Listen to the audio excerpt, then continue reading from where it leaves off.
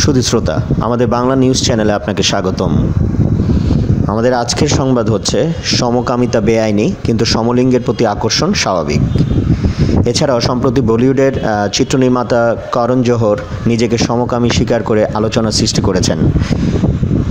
ভারতের স্বাস্থ্য মন্ত্রণালয় নতুন এক গণবিজ্ঞপ্তি জারি করেছে, যেখানে সমলিঙ্গের প্রতি আকর্ষণকে তাদের ভাষায় ঠিক বলেছে বা ওকে বলে বর্ণনা করা হয়েছে। যদিও দেশটিতে সমকামিতা এখনও বেআইনি থাকছে।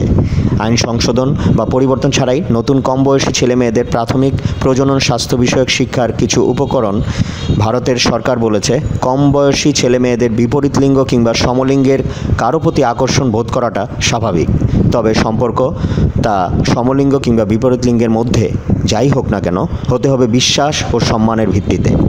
এতে আরও বলা হয়, কোনো মেয়ে যদি যৌন সম্পর্ক স্থাপন করতে অস্বীকৃতি জানায়, অর্থাৎ না বলে, সেটাকে না বলেই বিবেচনা করতে হবে। দেশটির ২৬ কোটিরও বেশি সমবয়সী ছেলে মেয়েদের জন্য নতুন একগুচ্ছ শিক্ষা উপকরণে স্বাস্থ্য মন্ত্রণালয় এসব নির্দেশনা দিয়েছে।